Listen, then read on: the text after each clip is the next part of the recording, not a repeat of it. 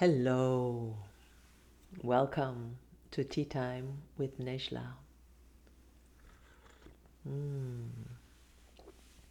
I hope you're enjoying these small reflections. Please take a moment, wherever you are, to prepare your tea, settle into your body, and join me for this reflection on impermanence and the aging body. Last week we reflected on the impermanence of live performance. And lately, I keep noticing that or how impermanence feels different inside an aging body. It's more intimate, more visible, and more tender. When I was younger, disappearance felt like something outside of me. A performance would end, the light would fade, and I would leave the stage still carrying the same image of myself. Now, impermanence feels much closer. It lives inside the body, inside my body. Each movement arrives with a different texture. Breath has its own rhythm from day to day. Recovery takes another kind of listening. Some possibilities quietly fall away, while others appear with surprising depth. And I find myself wondering what is actually disappearing and what is simply changing form. In dance, we often speak about impermanence as belonging only to performance. But in an aging body, impermanence becomes physical. It becomes real.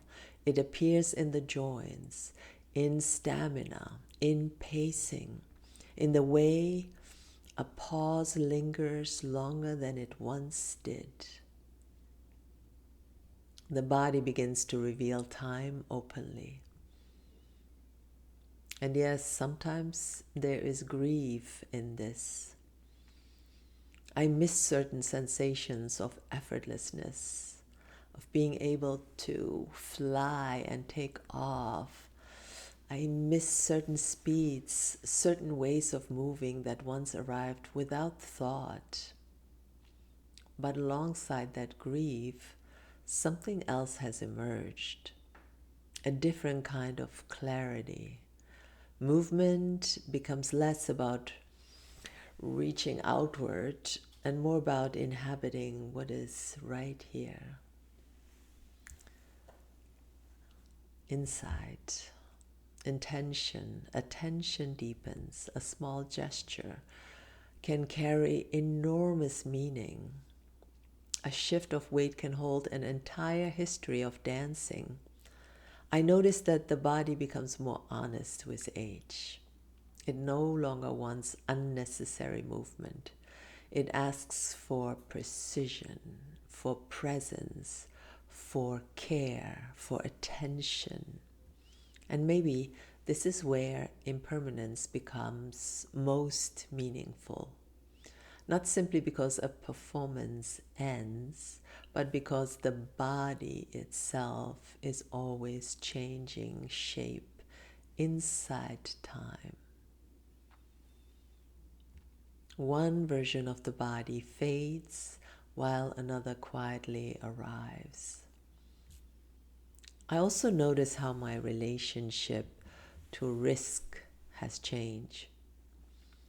Risk no longer feels connected to proving or pushing beyond my limits. It feels connected to presence, to fully entering a moment, knowing this exact configuration of breath, body, memory, and time will never exist again. Each gesture begins to feel like a small farewell, and a small arrival at the same time. There's tenderness in that. And I notice audiences responding differently to aging bodies as well, not only because of virtuosity, but because they can sense time moving through the dancer. They are witnessing a body that has lived, a body shaped by repetition, endurance, grief, love, injury, recovery, devotion. A body carrying time openly. In that sense, impermanence becomes shared.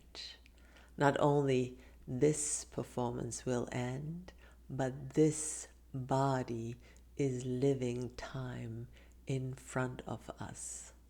Perhaps this is why dancing later in life feels less about overcoming time, but more about moving with it.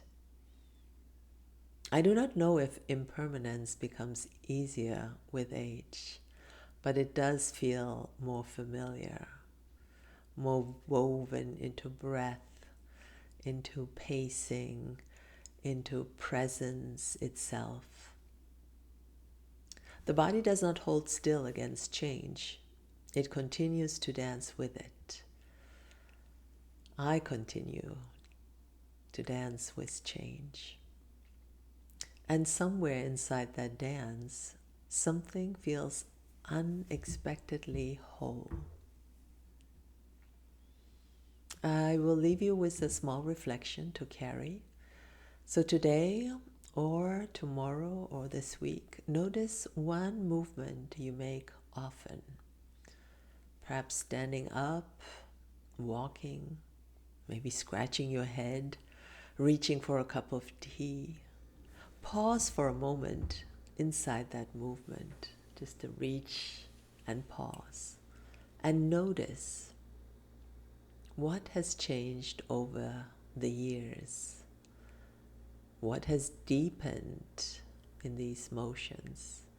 What the body now knows that it did not know before.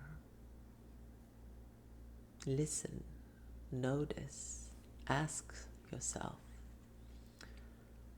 And then ask gently, what in me is changing form rather than disappearing?